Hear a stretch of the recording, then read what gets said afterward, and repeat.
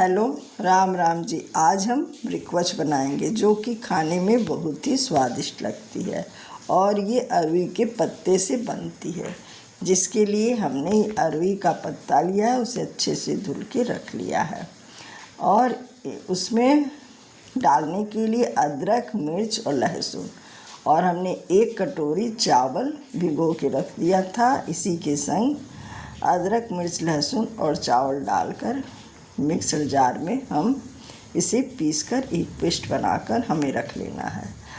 यदि आपके पास चावल का आटा है तो आप उसे मिला सकते हैं। हमारे पास नहीं था, इसलिए हमने चावल को भिगोकर रख दिया था।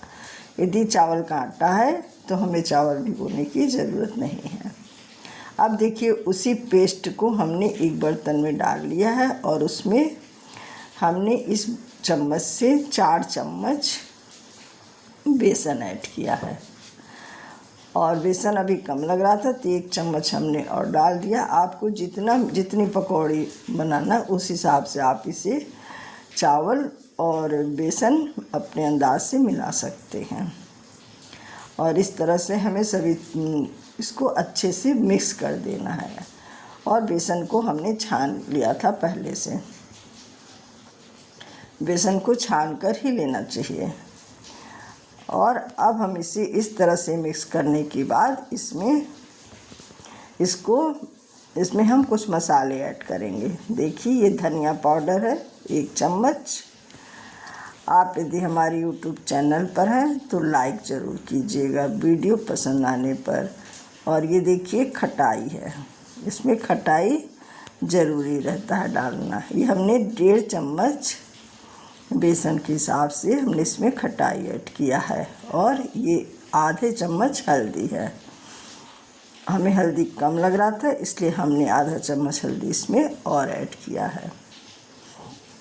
और ये गरम मसाला, 1 चम्मच गरम मसाला और 1 चम्मच सब्जी मसाला है। और ये टेस्ट के अनुसार नमक, और आधा चम्मच हमने इसमें हींग ऐड किया है। ये हींग है। हींग डालने से भी इसका टेस्ट बहुत ही अच्छा हो जाता है। और अजवाइन को हमने 1 चम्मच घिस के डाल दिया है। और 1 चम्मच ये कुटी हुई लाल मिर्च है। आज ये पकौड़ी हमारी बहू ने बनाया है तो हमने सोचा कि आपके संग इसे शेयर करें। देखिए, पकौड़ी खाने में बहुत ही टेस्टी लगती है। हल्दी कम लग रहा था, इसलिए इसमें हल्दी थोड़ा सा और डाल दिया है। सभी चीज़ों को मिक्स करने के बाद हम इसे 15 मिनट के लिए रेस्ट के लिए रख देंगे। और इधर एक बर्तन में पानी डालेंगे और उसमें हमने इडली का साँचा रख दिया है। आप किसी कढ़ाई में भी रख सकते हैं। अब उसके बाद ये जो पत्ता है हमारा अरवी का, इसके नस को यहाँ से काट कर इस तरह से खींच के निकाल देना है। और इसे बेलन से बेलकर हमें अच्छे से इसे बराबर करना है। इस तरह से सभी पत्तों के नसों को निकाल देना है, बीच से इस तरह काट कर, और इसे अच्छे से बेलकर बराबर करना है, क्योंकि हमें इसे एक के ऊपर एक रखकर पकौड़ी को बनाना है। इसे उत्तर प्रदेश में रिक्वच कहते हैं। आप इसे क्या कहते हैं कमेंट में ज़रूर से बताइएगा। इस पकौड़ी को आप क्या कहते हैं? देखिए, इसका नस निकालने के बाद इसे दबाकर हमें बेल लेना है। अब 15 मिनट हो चुके हैं। देखिए, जो हमारा बेसन है अच्छे से मिल गया। अब हमें एक एक करके उस पर इस तरह से रख के फैलाना है। ये लगता तो है कि बहुत कठिन है बनाने में ये पकौड़ी, लेकिन ये बनाने में बहुत ही सरल है। आप इसे एक बार ज़रूर बनाइएगा और खाने में बहुत ही स्वादिष्ट लगती है। इस तरह से पूरे पत्ते पर हमें बेसन को धीरे धीरे करके फैला देना है अच्छे से। और कमेंट में ज़रूर बताइएगा कि ये वीडियो आपको कैसा लगा। यदि आपको वीडियो पसंद आता है तो भी कमेंट कीजिएगा, नहीं आता तो कमेंट कीजिएगा। और वीडियो पसंद आने पर लाइक ज़रूर कीजिएगा, और हमारे यूट्यूब चैनल पर है तो सब्सक्राइब कीजिएगा। इस तरह से देखिए हम पूरे पत्ते में हमें लगा देना है बेसन को, और उसके बाद हम इसके ऊपर दूसरा पत्ता इस तरह से हमें बिछा देना है, और फिर उस पत्ते में भी हमें इसी तरह पूरे तरह बेसन को फैला लेना है। वीडियो पसंद आने पर लाइक, सब्सक्राइब और कमेंट ज़रूर से कीजिएगा, और कमेंट में बताइएगा कि ये पकौड़ी आपको कैसी लगी और आप कहाँ से हमारी वीडियो देख रहे हैं, जिससे हम आपका थैंक्स कर सकें। इस तरह से देखिए हम सभी पत्तों में 3 या 4 पत्ते आप लगा सकते हैं, और उसे एक के ऊपर रखकर इसी तरह हमें बेसन को फैलाना है। देखिए इस तरह। अब इस पत्ते में भी हम पूरे में लगा देंगे।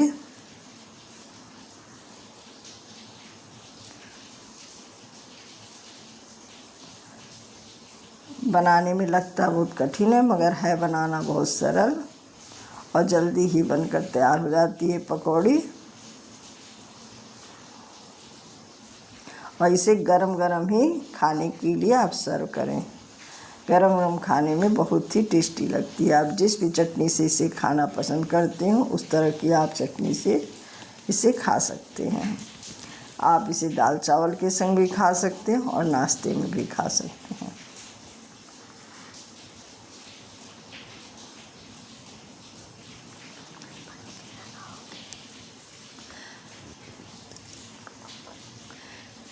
इस तरह से ये चौथे पत्ते में बेसन देखिए इस तरह से हमें लगा देना है अच्छे से। ये चौथा पत्ता है, और चौथा पत्ता लगाने के बाद हमें इसे फोल्ड करना है।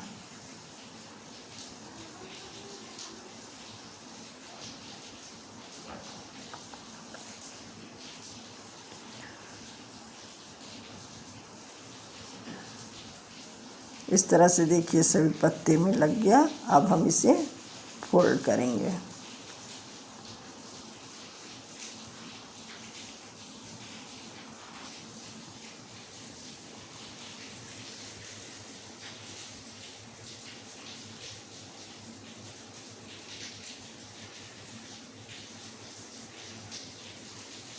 और इसी तरह आप दूसरी भी पकौड़ी जब बनाना चाहें 3 या 4 जो भी पत्ते रखकर इसी तरह लगाकर इसी तरह आपको फोल्ड कर देना है। हमने इस तरह से 3 रोल बनाया है। इस तरह से देखिए इसे फोल्ड करना है। फोल्ड करने के बाद इसके ऊपर भी बेसन को लगा देना है चारों तरफ से।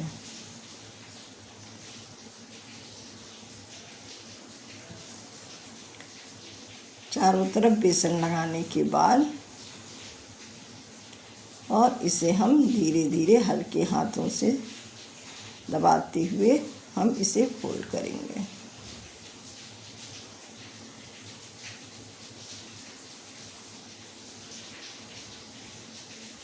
देखिए इस तरह से ये फोल्ड हो जाएगा, और इसके ऊपर से हम हल्का सा बेसन लगा देंगे।